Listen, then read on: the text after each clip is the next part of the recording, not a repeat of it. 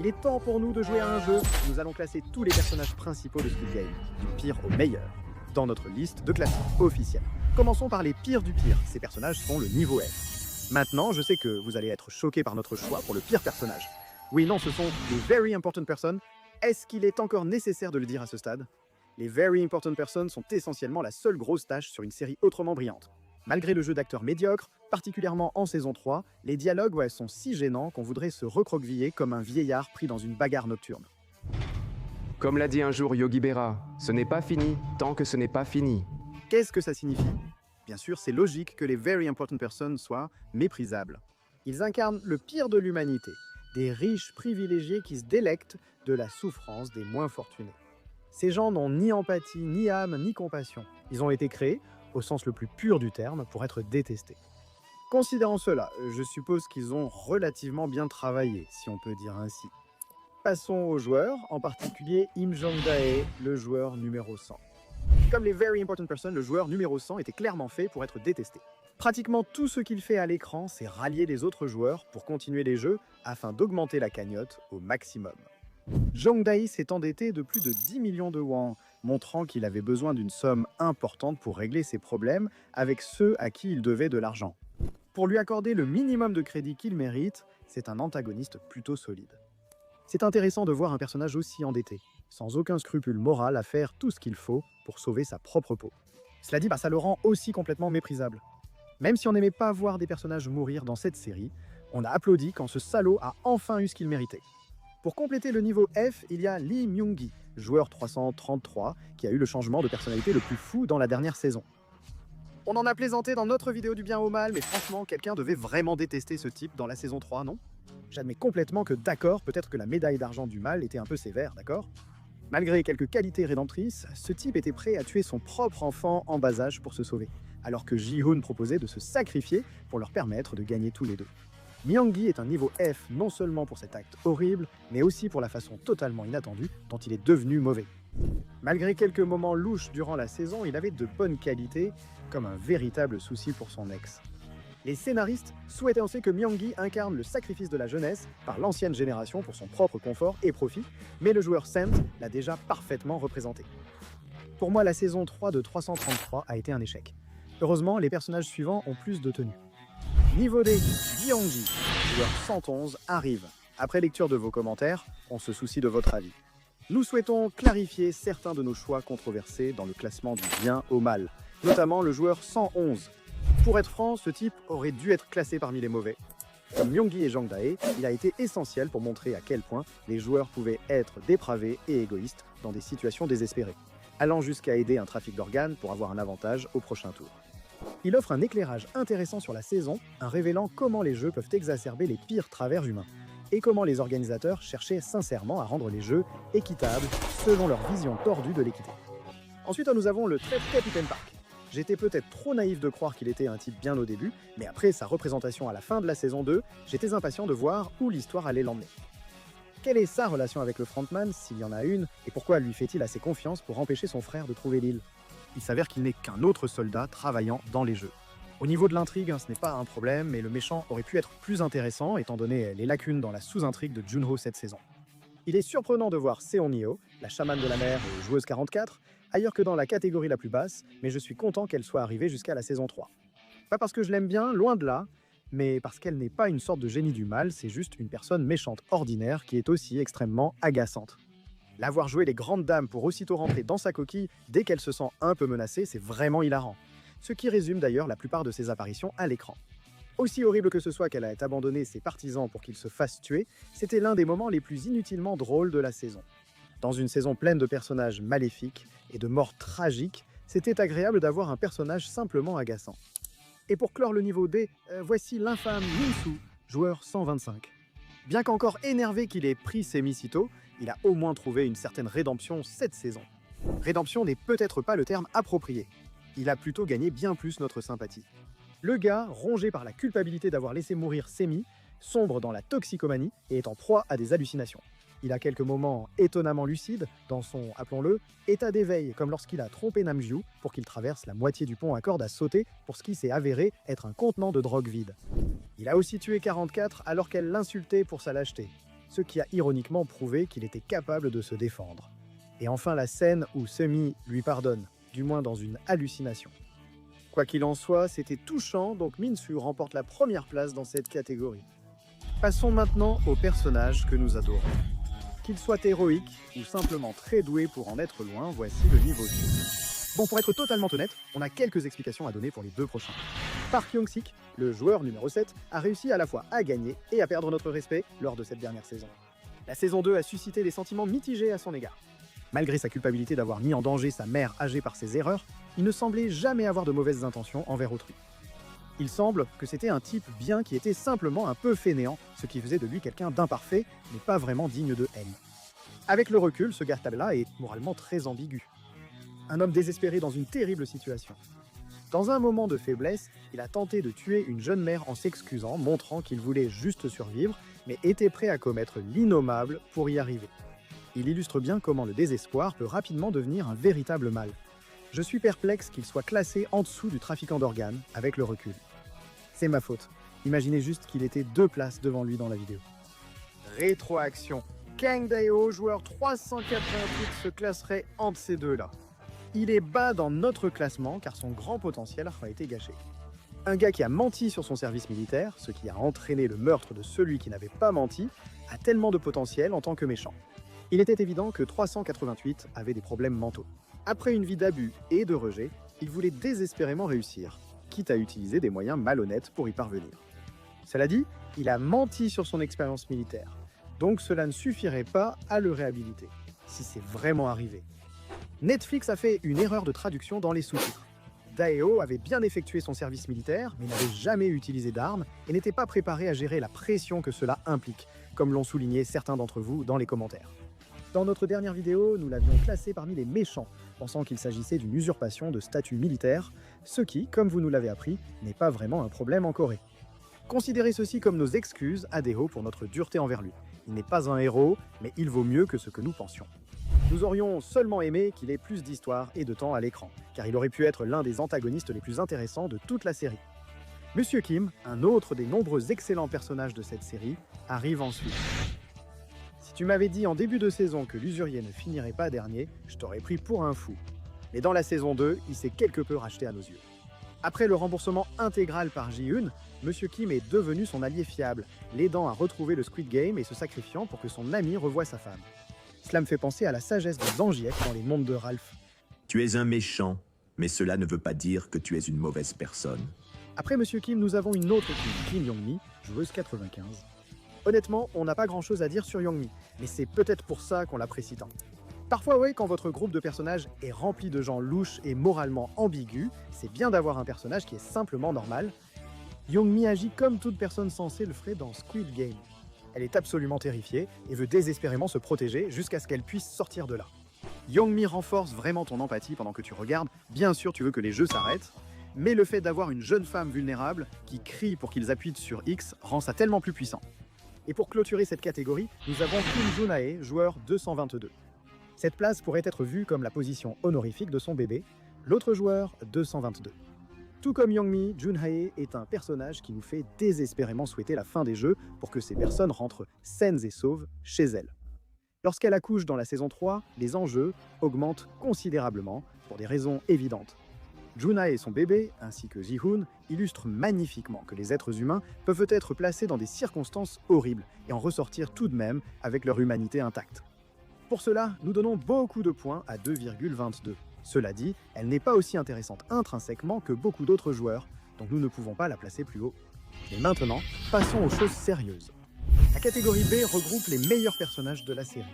En tête, nous avons Oh Mal-soon, la mère bienveillante de Gi-Eun, qui fait tout pour soutenir son fils. Mal-soon affronte de nombreuses difficultés au quotidien. Elle est confrontée aux difficultés financières de son fils et souffre également de graves problèmes de santé liés au diabète. Même si elle peut parfois sembler autoritaire, elle est toujours là pour son fils malgré ses défauts. Et c'est cet amour qui a poussé Gi-Eun à participer au jeu dès le départ, montrant que ces deux-là avaient un lien indestructible. Découvrir sa mort à son retour après sa victoire a été la fin la plus déchirante de l'histoire de Ji-Eun. Mais cela lui a permis d'utiliser ses gains pour aider les autres autour de lui et l'a conduit à sauver la vie d'un enfant qui aurait autrement été laissé pour mort. Tu as bien élevé ton fils, Mal-soon. Parlons aussi brièvement de la mère de Sang-woo. Même si elle a beaucoup moins de temps à l'écran que Malsoon, cette femme est vraiment adorable à chaque fois qu'elle apparaît. Lorsque Gi-hoon partage son gain avec elle, elle s'occupe du frère de Se-byok et le réunit finalement avec sa famille. Cette femme était l'une des héroïnes méconnues de la série.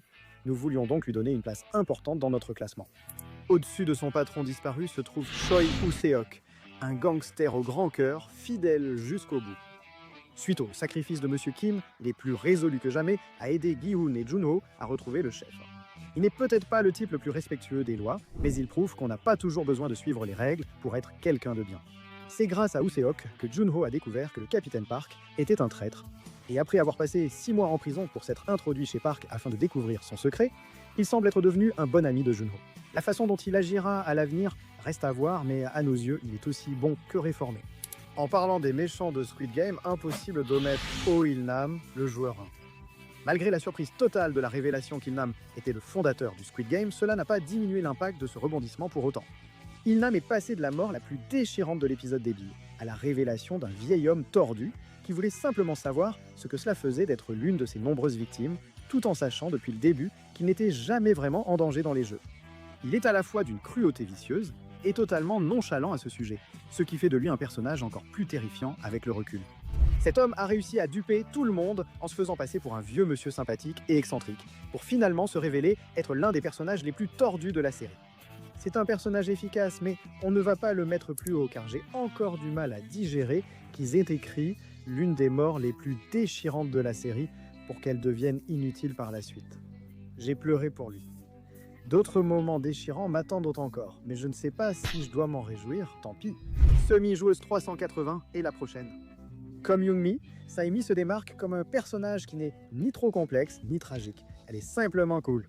Elle est gentille avec Min-soo contrairement aux autres, et assez futée pour rester en bons termes avec un maximum de joueurs, peu importe leur niveau. Malgré son temps d'écran très court, elle aurait pu être l'un des personnages les plus précieux de la série. Dommage 124. Ji-young, la joueuse 240, apparaît ensuite malgré un temps d'écran limité. Bien qu'elle ne fasse pas grand-chose en dehors de l'épisode des billes, son rôle dans celui-ci est assez mémorable pour en faire l'un des meilleurs personnages de la saison 1.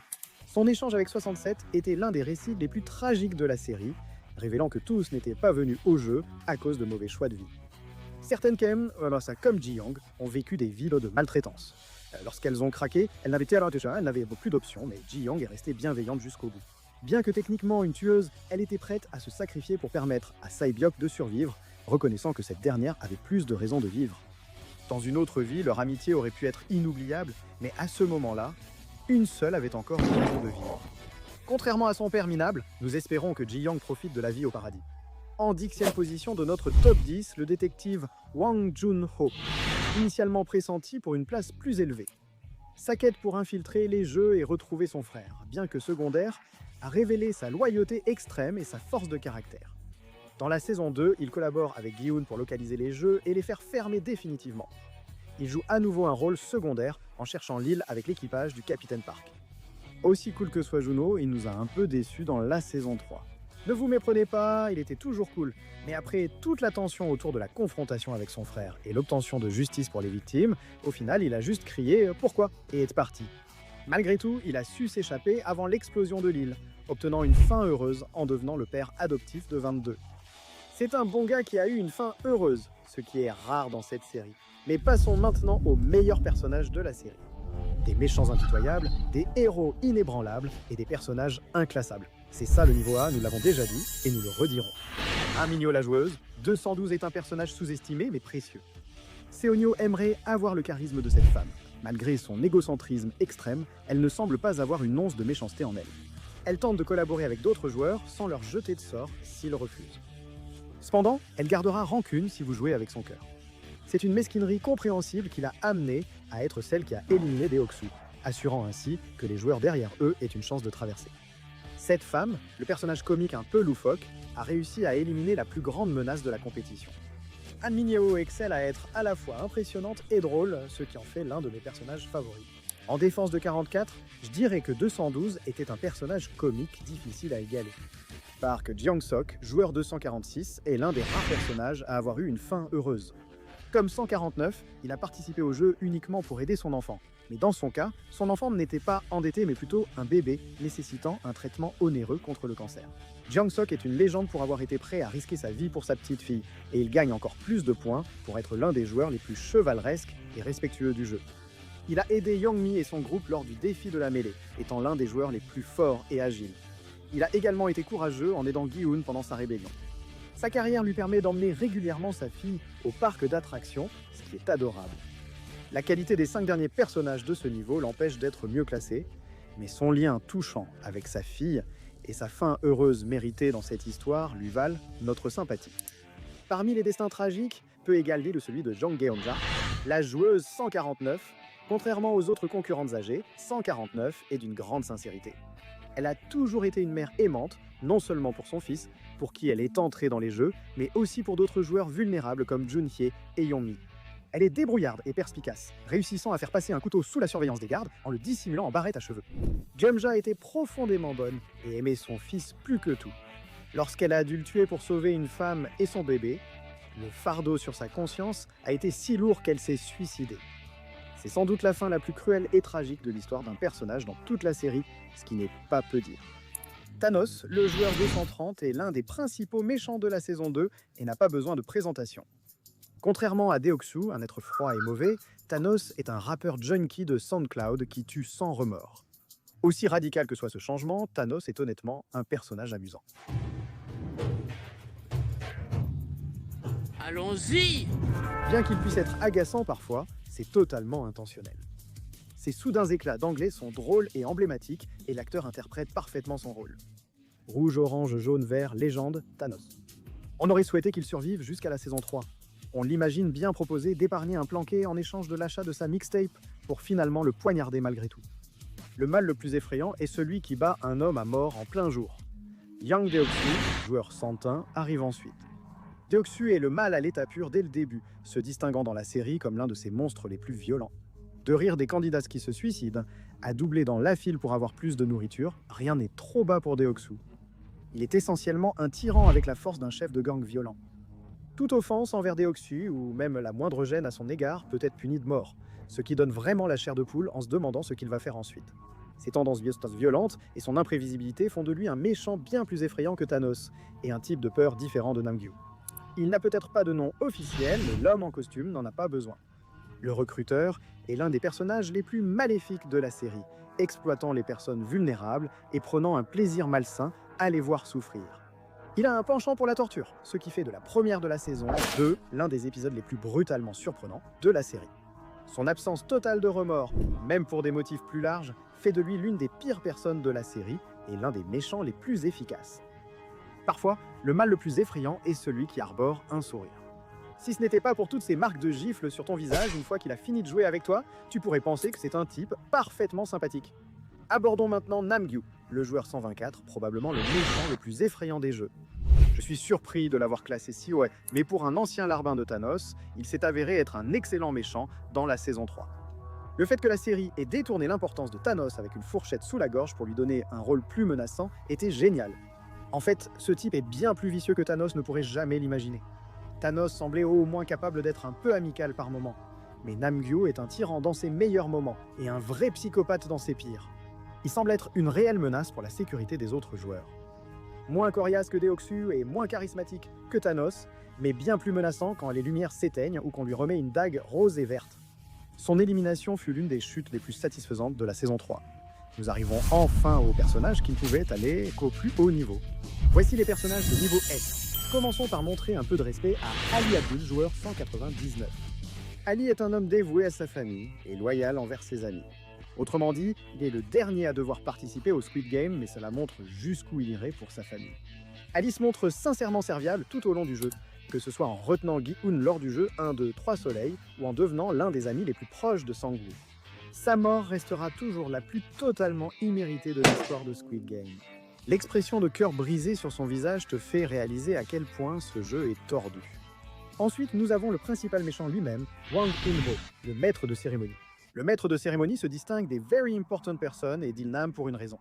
Bien qu'il soit un acteur majeur dans l'organisation des jeux, il possède une véritable conscience morale. Autrefois un homme brisé et malchanceux, Ji-Hoon a lentement perdu son humanité, laissant un meurtre plus ou moins justifiable le conduire sur une pente glissante de crimes de plus en plus graves. Le maître du jeu était monstrueux, mais il est intéressant de noter qu'il ne l'a pas toujours été. Il a vécu une vie à permettre à des monstres bien pires que lui de s'amuser. Et ce n'est qu'après avoir vu le sacrifice de Gi-Hoon à la fin de la série qu'il a compris qu'il est possible de rester humain même face au pire de ce que l'humanité a à offrir. En fait, son masque était vraiment stylé. Cela n'a pas grand-chose à voir avec sa place, mais ça aide certainement. J'adore les masques stylés. Voici notre top 5 officiel qui peut être controversé. Cho Sang-woo, joueur 218, était classé 5e. Sang-woo, homme d'affaires, riche, discrédité pour détournement de fonds, montrait dès le début de nombreux signaux d'alerte, agissant essentiellement comme l'antithèse de Gi-Hoon. Mais ils partageaient un point commun. Ils voulaient être des fils qui rendaient leur mère fière et vivante pour Gi-Hoon, ce qui les a conduits au Squid Game. Alors que Gi-Hoon a conservé son humanité tout au long des 2 participations au tournoi éponyme, Sang-woo a progressivement laissé glisser sa morale au fil de la saison. Tout a commencé par sa volonté de saboter ses amis et alliés durant les jeux, menant finalement au meurtre d'une fille blessée qui voulait juste réunir sa famille. Sang-woo est un méchant intéressant car, bien que ses actions soient parfois horribles, il n'est jamais montré comme étant sans cœur. Tremblant de remords lors de l'exécution d'Ali et mettant fin à ses jours durant le combat final en guise d'expiation, Sang-woo savait qu'il avait renoncé à son humanité. Sang-woo est sans doute l'un des personnages machiavéliques les mieux écrits que l'on puisse imaginer. Une personne rusée et manipulatrice, centrée sur son propre intérêt, qui utilise tous les moyens, même douteux, pour atteindre ses fins. Il est l'un des personnages les mieux écrits de la série. Malgré ses actes maléfiques, il a réussi à nous faire réellement compatir à son sort. Un dernier personnage purement bon arrive juste en dehors du top 3, Cho Yoon-ju, le joueur numéro 120. Comme le joueur 246 Yoon-ju passe son temps dans le jeu à veiller sur les joueurs moins valides. Elle brille pour la première fois lors du pentathlon où elle s'allie avec la craintive Young-mi, le duo mère-fils et la chamane agaçante, menant l'équipe à la victoire et sauvant la vie de tous. Dès lors, elle devient un soutien émotionnel constant et une protection physique pour ses amis. Son altruisme et sa force feraient d'elle le personnage le plus admirable de la saison 2, mais tragiquement, dans la saison 3, ce sera sa perte. Après avoir trouvé la sortie, elle a insisté pour retourner, malgré ses blessures, afin d'amener 149 et 222 à la victoire, pour finalement être poignardée dans le dos par ce fichu Crypto-Bro. Cette véritable légende m'a fait pleurer plus que tout. À part l'épisode des billes, elle mérite une place juste en dehors de notre top 3, ce qui me semble encore trop bas pour elle. Malgré cela, Kang Noeul, aussi appelé Gardien 11, remporte la médaille de bronze de la grandeur. L'un des nombreux personnages qui brouillent la frontière entre héroïsme et objectivement meurtrière, Noeul se distingue comme l'un des personnages les plus fascinants et moralement complexes de toute la série. Par désespoir de ramener sa fille perdue dans le sud, Noeul s'engage comme soldate dans le Squid Game. Avant de connaître toute la clause du massacre de masse, bien sûr.